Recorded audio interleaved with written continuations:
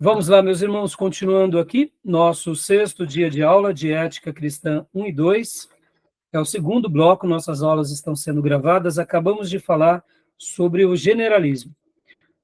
Pastor Johnny, quando você leu o resumo e conclusão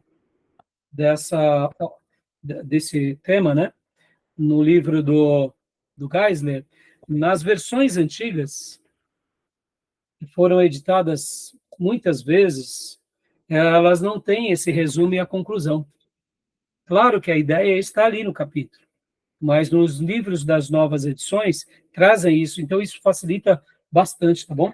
Então, meus irmãos, agora vamos entrar no próximo ponto, que é o assunto, inclusive no livro atual, nessa nova edição, o Geisler, ele colocou o generalismo no capítulo 4 e o situacionismo no capítulo 3. Ele inverteu a ordem, né? Então, a gente vai agora no capítulo 3 do livro-texto. Abram aí, por gentileza. E a gente vai ler um pouco sobre o situacionismo, tá bom? Situacionismo. Tá joia? A página 40. Isso. Do livro antigo, né? No caso, do meu livro antigo, é o capítulo 4, né? O situacionismo. Há uma norma universal. Joia. Então, agora vamos ler aqui o slide rapidamente. E vamos seguir aqui sobre esse tema que eu pretendo hoje estar concluindo com vocês sobre esses temas, né, que seriam as abordagens éticas mais relevantes dos nossos dias, ou as abordagens éticas que são as maiores visões contemporâneas. Então, vamos lá. Deixa eu compartilhar aqui com vocês. Leia para nós, Gil, por gentileza, o situacionismo aqui no slide do pastor Ribeiro.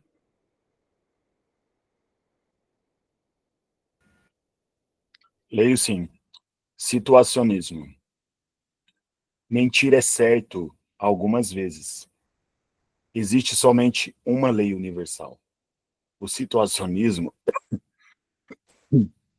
reivindica que existe somente uma lei moral universal e que falar a verdade não é essa lei. O amor é a única lei absoluta e mentir pode ser atitude de amor que tem de ser tomada. De fato, mentir para salvar. Tudo é relativo, somente uma coisa é absoluta. Assim, o situacionismo acredita que mentir para salvar vida é um ato moralmente justificável. Geisler, 2010, página 21. Joia, obrigado, Gil. Ou seja, tudo também é relativo, né? Percebam, irmãos, os termos que nós usamos muito em sociologia, agora a gente está vendo com muito mais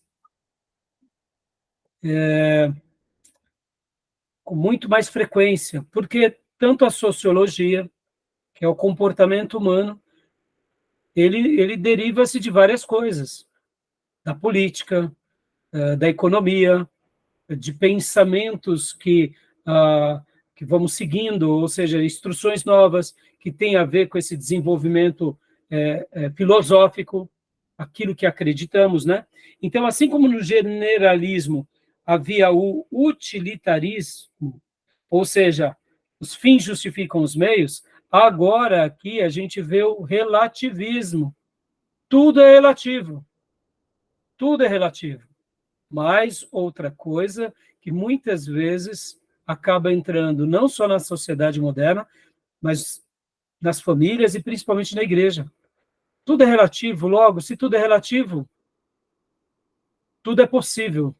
E agora eu quero ir para o livro-texto com os irmãos, eu vou estar replicando também aqui o livro, algumas páginas aqui para vocês, em PDF, tá bom? Deixa eu só pôr aqui. Para a gente ler juntos, para a gente discursar um pouco mais sobre essa questão. Pastor, isso. Pois não.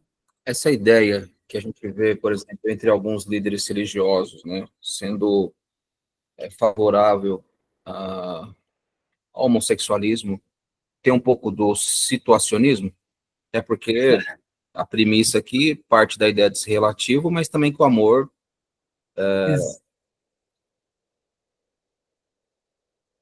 Pode continuar, que o amor... Desculpa, é que tá cortando aqui para mim. Ou seja, né, tudo pode desde que haja amor. Exatamente. Aliás, pastor, a base deles é o situacionismo. A base deles é o situacionismo pela proposta do amor, mas também dentro da perspectiva do quê? Do relativismo. Tudo é relativo. Então, você é quem? Você é o pastor Johnny, mas se amanhã, com todo respeito, tá, pastor? E o membro da sua igreja chegar e falar assim, não, mas eu nasci mulher. Eu sou uma mulher por dentro. E aí começar a sustentar isso e você falar, mas ô João, você é João, você é João, você não é Maria, não, mas eu sou Maria. Ou seja, percebam que essa ideia relativa, essa ideia que a gente acabou de ver, que tem sido algo, eu diria até defendido de forma exaustiva, ela é antinatural, é existencial no sentido de a gente não vê isso na natureza, a gente não vê isso no mundo animal, mas eles defendem e constroem uma ideia. Então, na realidade, tudo isso literalmente a filosofia situacionista que impera sobre a verdade absoluta de Deus. Entendeu, pastor? É isso aí. É o absolutismo na sua essência. E quando é revestido com teologia, parece que quem pensa contrário está errado, mas é por isso que a gente, quando conhece Bíblia, conhece a vontade de Deus, a gente descansa acreditando que a palavra de Deus, ela é a verdade e ela é uma verdade absoluta, infalível, inerrante. E Paulo, por exemplo, lá em capítulo 1 de Romanos 1, ele vai falar o que em Romanos 1? Ele vai falar exatamente sobre essa questão, que era um costume romano de ter práticas homossexuais, e Paulo vai falar o quê para aquela igreja? Não, irmãos, se você quer ser um cristão, você tem que se arrepender disso. E você não pode andar nessa cultura. E Paulo não teve medo de ir na contracultura. O situacionismo, ele vai em cada período da história, ele vai se ajustar. Por exemplo, matar judeus para Hitler era uma questão de se manter preservando o que uma linhagem melhor. Então, era relativo se ele estava matando ali, vamos dizer assim, para nós isso é muito fácil, mas naqueles dias, para muitos alemães, o que eles estavam fazendo era um favor. Estavam eliminando aqueles que eram as pragas da sociedade e estavam criando ali o quê? Uma raça pura, perfeita. Por quê? Porque a situação deles era conveniente aquilo. Não é à toa que mataram 6 milhões de judeus e mais 6 milhões de outros povos. Olha que loucura. Então, a ideia do situacionismo, ela não é nova, não é contemporânea, ela está no gênero humano. As pessoas vão se ajustando, né, à sua situação. Então, pastor, a ideia filosófica do situacionismo é porque, é claro que não se aplica a Hitler, porque Hitler não estava agindo com amor. Mas se a gente for ver, era uma maneira em que ele estava querendo o amor ao povo dele, à raça dele, em detrimento do sacrifício dos outros. É claro que Hitler foi um tirano, um assassino, e a gente não precisa nem compará-los. E quando eu falo isso, eu estou mostrando o seguinte, que em cada período da história a gente vai se ajustando, né? E como você perguntou, e eu concluo dizendo, é isso mesmo, o situacionismo tem sido a linha filosófica e teológica onde os pastores que se dizem inclusivos, eles têm praticado essa, vamos dizer assim, essa heresia dentro da igreja que eles têm vivido. Só para vocês terem uma ideia, um desses pastores inclusivos, eu me lembro que alguns anos atrás, de um deles, que ele fez uma declaração muito... Eu confesso que eu estava vendo uma mensagem e um pastor desses que hoje se declararam inclusivos, que são favoráveis às questões gays e tal, ele falou assim, que houve um pastor de uma igreja que ele conhecia, que falou assim para ele, pastor, tem uma turma grande aí da minha igreja que foi para a tua igreja, mas cuidado, porque são todos umas ratazanas, esses membros, né? E esse pastor inclusivo, ele estava dizendo numa mensagem, olha, irmãos, aquele pastor tal falou isso para mim. E eu disse para eles, não tem problema não, aqui a gente aceita ratazana, a gente aceita camundongo. E eu achei tão estranho esse diálogo, sabe, irmãos? Porque, assim, vamos lá, pastores e irmãos. Ora, se eu estou compartilhando com um colega que tem um grupo que saiu da minha igreja e foi para a tua, e aquele grupo deu um trabalho, no mínimo eu entendo que o colega ele tem que dar o direito de dúvida, dizendo, olha, eu sofri com essas pessoas, cuidado. Mas no momento em que esse pastor, ele até fazia ali uma defesa de que não, aqui não tem problema, a gente aceita ratazana, a gente aceita, porque ele estava ali dizendo mais ou menos o seguinte, não, a gente não liga para essas coisas, a gente aceita tudo. E ele, ao mesmo tempo, se vangloriava como que se ele estivesse dizendo, nós estamos abertos para qualquer tipo de gente. E eu falei assim, mas espera lá, quem é que está falando para ele? É um outro colega? É um outro pastor? No mínimo, haveria ali ele deveria ter feito uma fala mais respeitosa. Concorda, irmãos? Se eu sei que umas pessoas saíram da minha igreja, me deram muito trabalho, estão indo para a sua igreja, eu dou um toque para vocês, e vocês dizem palavras repletas de vanglória, ou repletas de deboche, está tendo ali uma desarmonia entre os colegas. Não foi à toa que esse pastor passou pouco tempo, ele se declarou que ele crê agora que eles têm que fazer uma reinterpretação da Bíblia e tantas heresias ele tem defendido. Então é uma pena. O que é isso se não situacionismo, entendeu? Tá bom? Então agora... Tá tudo tão estranho, né? Desculpa. Que qualquer fala, tá tudo tão estranho, né? Que qualquer desejo, né, de compartilhar uma situação, as pessoas já interpretam de uma outra forma. Exatamente, pastor, exatamente. Então, perceba que, olha que mundo que a gente está vivendo. É baseado, o quê? Na ética situacionista. Aonde eu tenho uma única norma, que é o amor, e não importa, se eu estou amando, o que eu estou fazendo está certo. E se você está fazendo algo que não é baseado no amor, então você está errado. Mas se é em nome do amor, né? Então, leia para nós, pastor Johnny, agora aqui, no livro-texto, o situacionismo, no nosso livro-texto, é o capítulo 3. Aqui, nas antigas edições, é o capítulo 4. Eu vou deixar aqui para que o Wesley, como ele está sem um livro, para que ele possa acompanhar. E alguns alunos que forem ver o futuro possam ler. Mas, como sempre, irmãos, aqui, comprando o livro e abençoando as editoras e os autores. E nós aqui acabamos utilizando algumas páginas apenas para enriquecer a nossa aula. Então, leia para nós, pastor Johnny, o livro na página 40, esses 2 primeiros parágrafos. Pois não. Situacionismo. Ao contrário do que possa inferir no termo situacionismo, esse sistema não é completamente desprovido de normas éticas.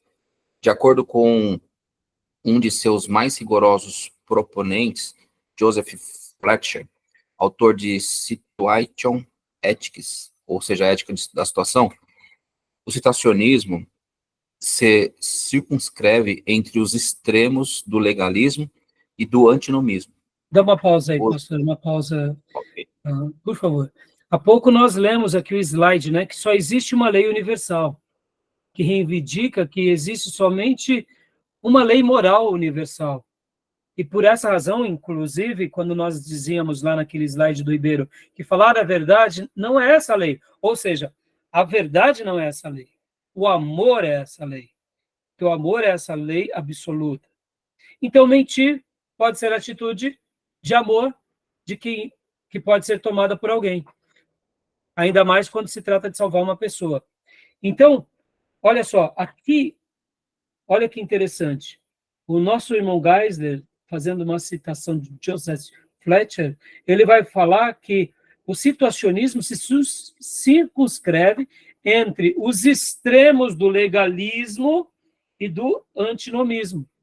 Ou seja, ele vai trabalhar dentro dessas áreas, né? Então, notem bem esses termos, tá bom? Pode continuar, pastor, por favor. Joia. Os antinomistas não possuem nenhum tipo de lei. Os legalistas possuem leis para tudo. E o situacionismo de Fletcher possui apenas uma lei. Opa, Há certo os número de situacionistas cujas obras poderiam... Desculpa, pastor, falhou aqui. Então, só uma pausa. Então, olha Entendo. só que interessante. Os legalistas têm lei para tudo, vivem uma vida baseadas em leis e são rígidos, são inflexíveis. A lei é tudo para eles. E os antinomistas não possuem nenhum tipo de lei. Então, o situacionismo ele vai ter apenas uma única lei, né? E agora, leia para nós. Por gentileza, pastor, desculpa. Joia, imagina. Há certo número de situacionistas cujas obras poderiam ter sido aqui examinadas. Dentre eles, destacam-se Emil Brunner, Pode ler só o o Imperativo nome em Divino. português. Joia. Então, Emil Brunner, o Imperativo Divino, Reinhold Niebuhr, Homem Moral e Sociedade Imoral, John A.T. Robson, Honesto com Deus, perdão. Isso aí. No entanto, é a posição de Fletcher que tem tido maior influência em relação às outras. Ou seja, no nosso novo livro, ele traz esses autores para a gente aprender com eles, né? Mas aqui ele deixa bem claro que Fletcher acaba sendo o grande especialista sobre o tema, né? Principais teses do situacionismo. Leia para nós, pastor, por favor. Ok. Partindo-se do pressuposto de que o situacionismo de Fletcher reivindica lealdade a uma norma que não pode ser rompida, essa visão será aqui discutida como um tipo de absolutismo de uma norma só. De acordo com Fletcher, sua posição não corresponde nem a um relativismo antinomista, em que se defende a inexistência de lei para qualquer coisa, nem um absolutismo legalista, em que se sustenta a existência de leis para todas as coisas. Pelo contrário, ele diz que há apenas uma lei para todas as coisas, a lei do amor. Irmãos, agora aqui fazendo um comentário breve, a obra dele é muito interessante, que ele vai aqui explicar com muitos detalhes as suas explicações, né? Ele vai, as suas pressuposições, vai trabalhar dentro dessa questão do pragmatismo, do relativismo, do positivismo, do personalismo, ele vai explicar muito bem, vai falar alguns pontos que são, ele vai explicar essas pressuposições, vai falar coisas como, por exemplo, a aplicabilidade da lei e a norma do amor, ou seja, o capítulo é muito rico, faz uma avaliação do situacionismo, mostrando algumas vantagens dessa posição e também mostrando algumas impropriedades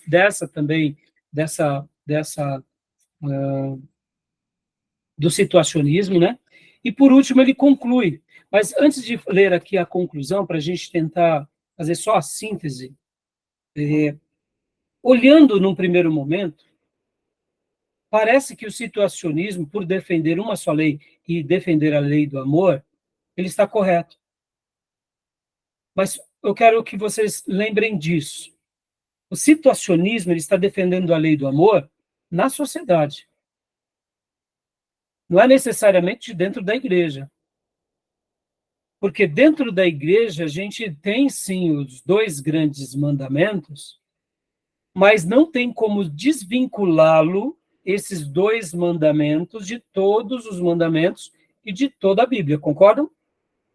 Concordam? Então, quando nós falamos sobre o situacionismo, e tentamos aplicar ele dentro da igreja, e o irmão dentro da igreja remete à ideia do situacionismo e da lei do amor, com base naquilo que ele aprendeu da Bíblia, tudo bem, nenhum problema. Por quê? Porque amar a Deus e ao próximo como a nós mesmos é os nossos 2 grandes mandamentos. E aí, até aí tem algum problema? Nenhum problema. Por quê? Depois desses 2 grandes mandamentos, nós vamos para aqui, para quais mandamentos? Para todos os outros mandamentos.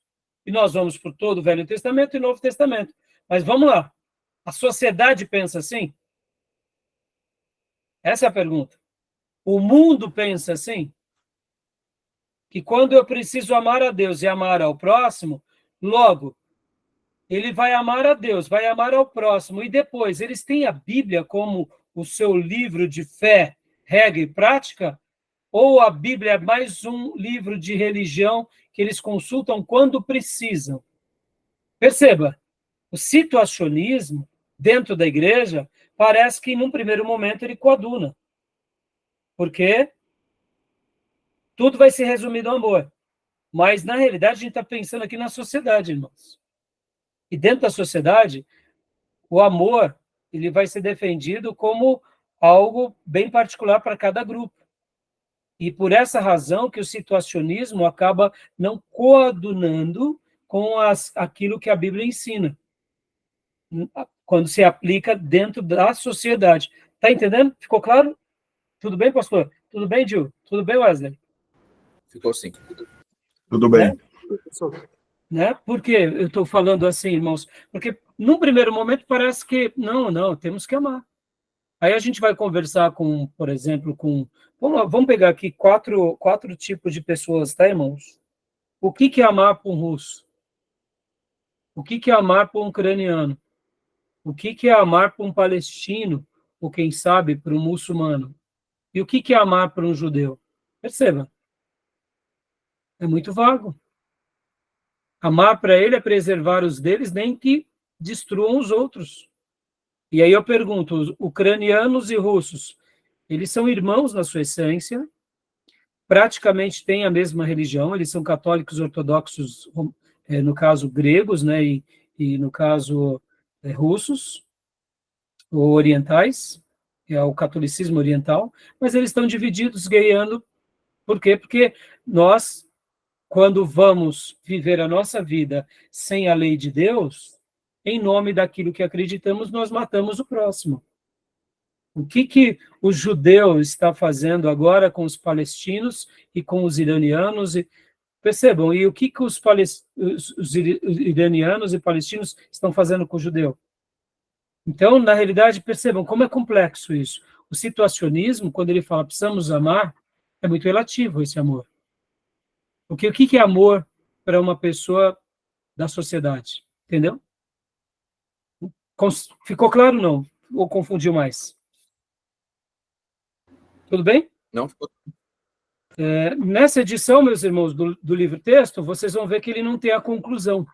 Então, vamos para o nosso livro-texto, página 59, pastor Johnny, leia para nós, porque aqui, ó, o autor, ele conclui, né, esse capítulo, e ele não tem uma conclusão nessa edição antiga, mas no nosso livro-texto há uma conclusão. Então, leia para nós a conclusão, pastor, por gentileza. Olha, resumo e conclusão.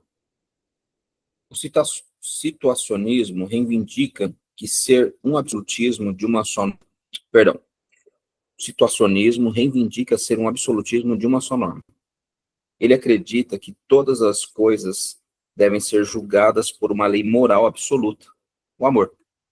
Entretanto, o resultado final é que este princípio moral único não passa, na realidade, de algo formal e vazio. Esse Dá uma pausa, não pastor, tem por favor. Dá uma pausa, por favor. Okay. Como está dando um delayzinho, me desculpe, tá? Mas você vê, ó, a frase. Parece algo bom, parece algo moral, único, mas não passa de algo formal, ou seja, e vazio. É como, por exemplo, irmãos, ver a ONU discursar sobre certas coisas, ou a OTAN, ou a NATO, no caso NATO, né, que é a OTAN, né, na Europa eles chamado de NATO, né, porque a sigla é o inverso, falando sobre paz. É formal, entendeu? É vazio. Porque quem quer paz, busca a paz. Quem não quer a paz, não busca. Então, mesmo que num primeiro momento, o situacionismo pareça ter um princípio moral e único, não passa de algo formal e vazio. Agora, voltando, dentro da igreja, o situacionismo parece, num primeiro momento, que pode até ser útil, parece. Mas ele não vai ser, porque na sua essência, o situacionismo, ele vai dizer, apenas ame, só ame. E se você estiver amando, está tudo certo. Porque já que ele só tem uma única lei, que é o amor, e eles agem dessa forma utilitária, então pode tudo. E aí contrapõe ao quê? Ao que é absoluto, que é a palavra. Tá bom? Então, pode continuar, pastor? Esse princípio não tem um conteúdo que pode ser conhecido de antemão ou a parte da situação. Cada situação diferente é que realmente determina seu significado. Assim, em última análise, a única lei moral acaba se transformando em lei moral nenhuma. Mais uma pausa, pastor. Situação... Olha, essas frases do nosso irmão Geisler são maravilhosas. Ter uma só lei moral acaba sendo em nada. Nenhuma lei. Então, isso é muito interessante, porque isso vai mostrando para nós as falácias dessa teoria. Quando a gente compreende que ter uma única lei moral, mas que a partir dessa lei moral cada um tem a sua interpretação, logo você não tem nada. Porque você vai dizer o que é amor segundo a sua cosmovisão.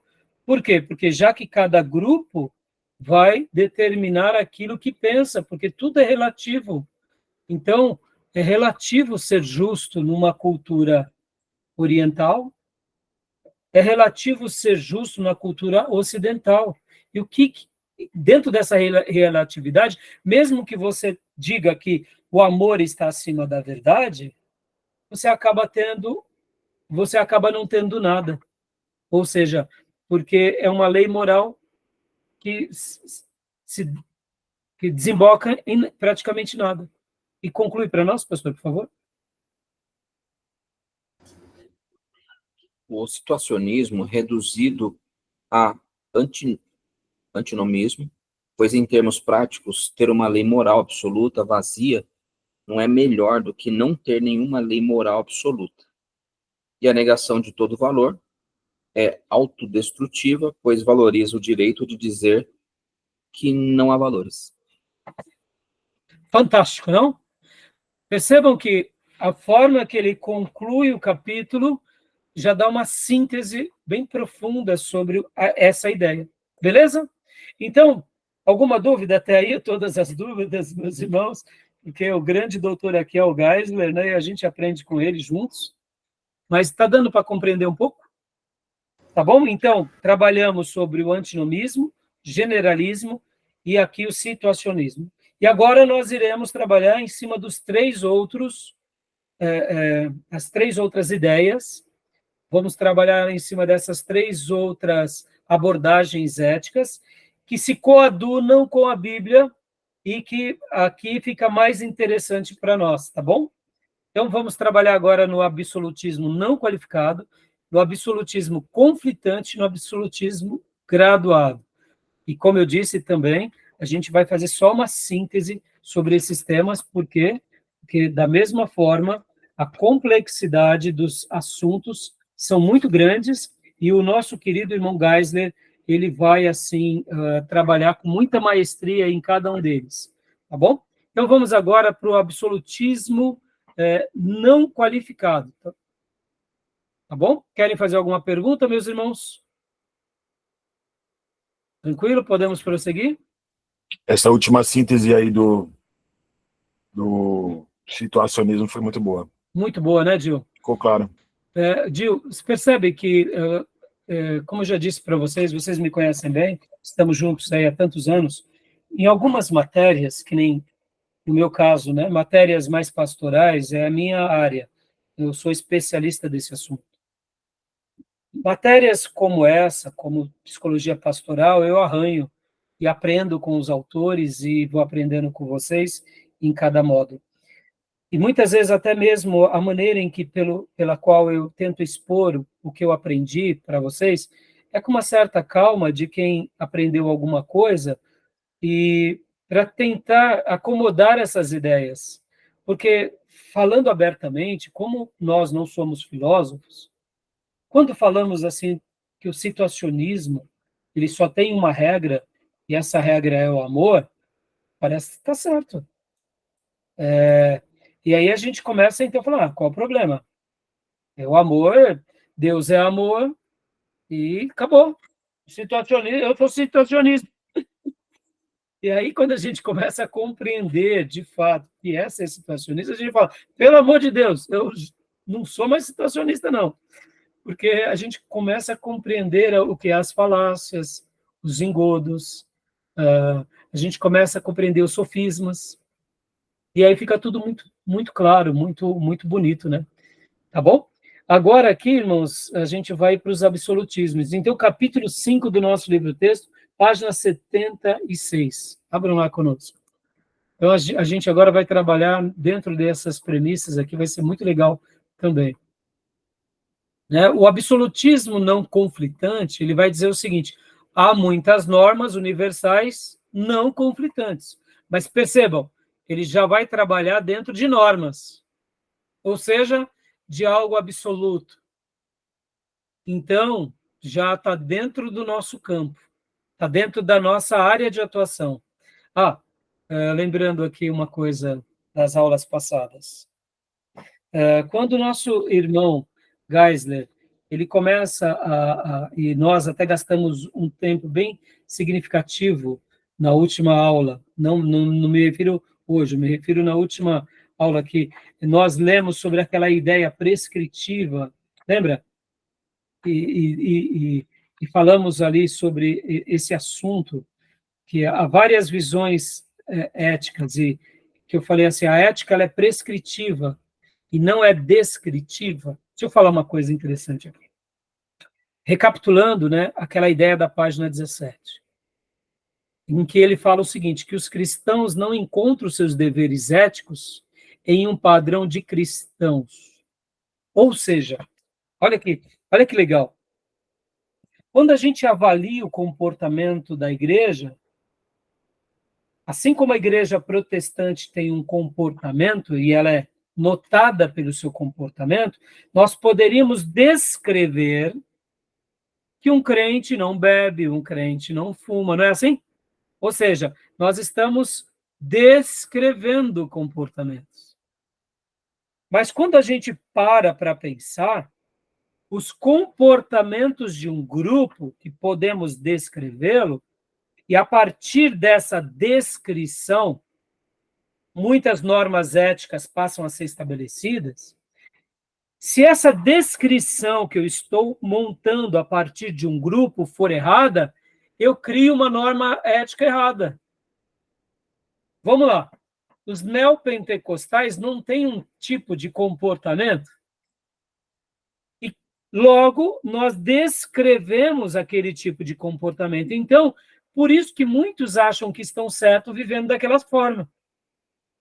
Só que eles se esquecem que a avaliação dos cristãos não é um padrão pelo qual descrevemos os comportamentos deles, mas sim um padrão que nós devemos obedecer a parte do comportamento deles. Porque o comportamento deles pode ser errados. E é o que a gente muitas vezes vê. O que o pastor Johnny há pouco disse sobre aqueles que defendem o homossexualismo, a gente falou que está dentro da ideia do situacionismo, é por quê? Porque eles estão ali, em nome do amor, legitimando práticas que a Bíblia condena. Nós devemos amar, sim, homossexuais, devemos respeitar, não devemos hostilizar, devemos recebê-los nas nossas igrejas, saber conviver com eles, se relacionar de forma saudável e respeitosa, mas não compactuamos com as suas práticas. Logo, não é porque um grupo começa a ter essa prática E aí nós começamos a descrever essas práticas, que essas práticas viram um padrão ético e moral. Por quê? Nós não seguimos uma descrição contemporânea. Nós seguimos uma revelação. Por isso que a ética cristã ela é absoluta, porque ela se baseia onde? Na prescrição divina, na lei sagrada. E por isso que quando a gente começa a trabalhar sobre os absolutos, aqui a gente já começa a dizer, olha, nós temos leis. Indiferente das nossas práticas, que podem estar sendo corretas agora ou não, nós temos um livro perfeito, chamado Bíblia Sagrada, que vai validar os nossos comportamentos espirituais, vai pontuar a nossa vida espiritual, a nossa ética e a nossa moral. Tá bom, meus irmãos? Então, assim, é muito legal quando a gente começa a entender um pouquinho e os desdobramentos, né? Tá bom? Então, vamos agora para o absolutismo não qualificado. Vamos lá? Tudo bem? Tudo então, bem. Pode ler para nós, pastor, por gentileza, aqui o slide? Pois não. Absolutismo não qualificado. Mentir sempre é errado. Existem muitas leis não conflitantes. Acreditas que existam muitas leis morais absolutas e que nunca nenhuma delas deveria ser quebrada. A verdade é uma dessas leis. Desse modo, a pessoa precisa falar a verdade sempre, mesmo que alguém venha a morrer como resultado disso. A verdade é absoluta, e absolutos não podem ser quebrados. Vamos lá. Vocês já ouviram em outras aulas nossas, a verdade ela tem tido um valor absoluto na nossa sociedade? Como que as pessoas dizem que a verdade ela é? Relativa. Relativa. E o relativismo está baseado em qual teoria filosófica? Generalismo. Situacionismo. Aqui, ó, situacionismo, relativo, tudo é relativo. Aqui. Porque o generalismo, ele vai falar sobre o utilitarismo, né? É útil. Aliás, o situacionismo também vai trabalhar na questão do... Isso, generalismo é do utilitarismo, né? Não. É isso mesmo, pastor. Eita, agora eu me confundi. Generalismo é o utilitarista. Isso, obrigado. É tanta coisa que a gente até... Eu anotei Isso, aqui. Os fins justificam os meios, obrigado. As muitas letras estão me fazendo delirar, irmãos. Mas dá uma embaralhada mesmo. Então, percebam que a verdade nos nossos dias, ela tem sido relativa. Ela não tem sido absoluta. Logo, o pensamento sobre a verdade, ela acaba sendo um pensamento na nossa sociedade sobre o quê? O situacionismo. Entenderam? Então, vamos para o livro-texto, capítulo 5, agora, para a gente poder continuar mergulhando, né? Vamos lá. Essa parte é muito legal, meus irmãos, porque esse capítulo do livro, Geisler, ele vai mostrar uma coisa muito legal, um debate muito bom. Eu queria realmente, de coração, irmãos, eu queria poder estudar ele com vocês com mais paciência, sabe? Com mais detalhe. Porque vocês vão ver que... Vamos ler aqui, eu vou deixar aqui na tela, né? Mas vamos ler o nosso livro-texto, na página de número 76. Ou melhor, 77, ó. Pode ler para nós, pastor Johnny, o primeiro e o segundo parágrafo? Posso sim. Absolutismo não qualificado. Há dois tipos elementares de perspectivas éticas, o absolutismo e o relativismo. Os 3 capítulos anteriores, do 2 ao 4, examinaram o relativismo ético. Os próximos 3 capítulos, do 5 ao 7, irão abordar as 3 formas de absolutismo ético. Talvez a perspectiva mais influente e mais abrangente adotada pelos cristãos seja o absolutismo não qualificado. A apresentação clássica dessa posição é feita por Agostinho de Hipona e tem sido defendida pelo notável filósofo Immanuel Kant e os célebres teólogos tais como John Murray e Charles Hodge. Joia. Então, meus irmãos, olha só. essa definição, eu vou até tirar aqui, porque está bem diferente do nosso livro-texto. Eu vou tirar, tá? Só um minuto. Ó. Olha quem ele cita. A apresentação clássica dessa posição é feita por Agostinho. E aí, meus irmãos? O que a gente vai falar de Agostinho de Hipona? Quem mais? Immanuel Kant. Pelo amor de Deus. Então, percebam que agora a gente vai entrar numa área muito interessante, porque, por exemplo, né,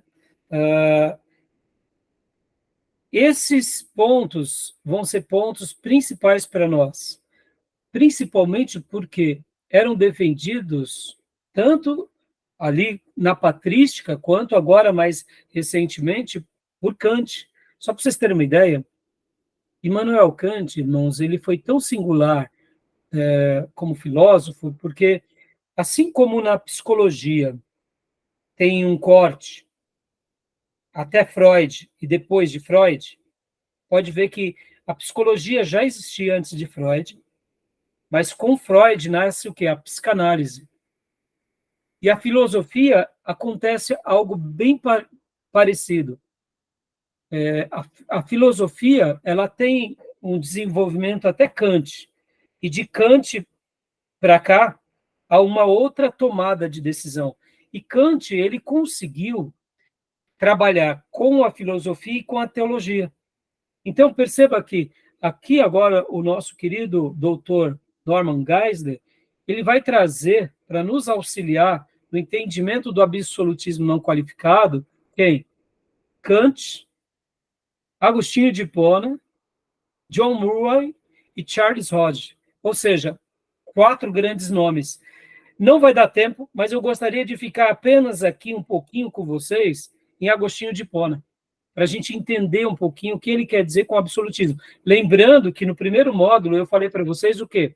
Que as 3 primeiras abordagens éticas e filosóficas, que é o antinomismo, o generalismo e o situacionismo, eles não coadunam com a palavra de Deus, e as 3 outras abordagens éticas que nós mencionamos há pouco, que é o absolutismo não qualificado, o absolutismo conflitante e o absolutismo graduado, o próprio termo absolutismo vem de absoluto, ou seja, é algo pleno, algo total, é algo que não tem restrições, é algo que é puro, é algo que não admite contrariedade. É daí que se deriva a palavra absoluto. Absoluto é o que é imperioso, dando essa ideia de algo imperial. Ou seja, então, percebam que esses termos remetem à ideia das escrituras, remetem à ideia de normas verdadeiras. Por isso que nós lemos há pouco que a verdade é uma dessas leis, porque para nós a verdade ela é absoluta. Tá bom? Joia até aí? Tudo bem? Então, agora vamos lá para o livro-texto, página ainda 76, pastor. Princípios, principais teses do absolutismo não qualificado. Pode ler para nós. O que estiver em inglês, você pode pular e ler em português, tá bom, pastor? Combinado.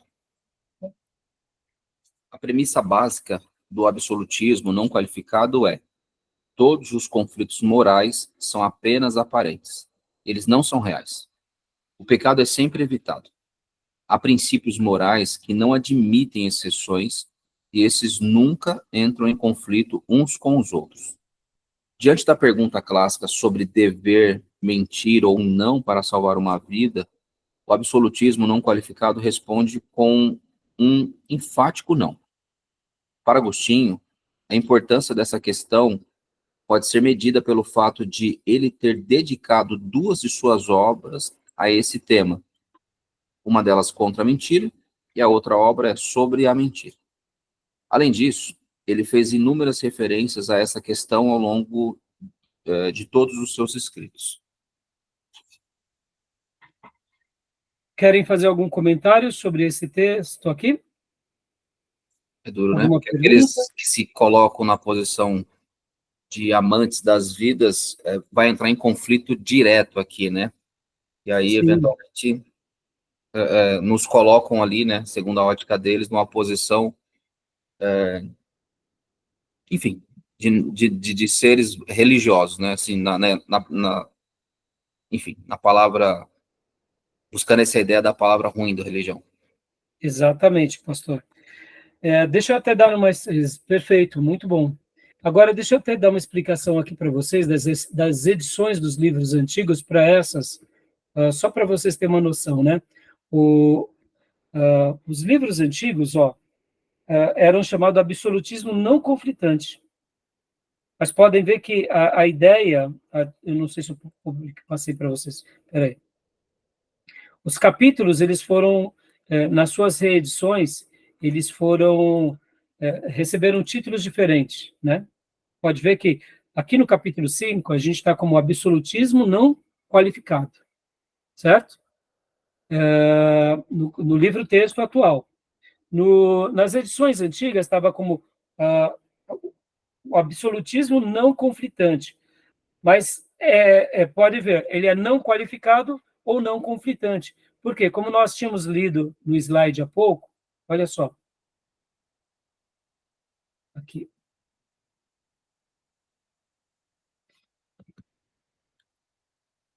Olha só.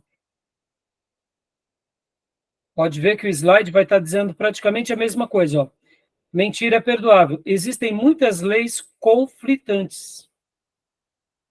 Né? Então, opa, não, desculpa. Peguei o errado. Perdoe. Aqui. Absolutismo não qualificado. Mentira é sempre errado. Existem muitas leis não conflitantes. Estão notando que é praticamente as mesmas ideias?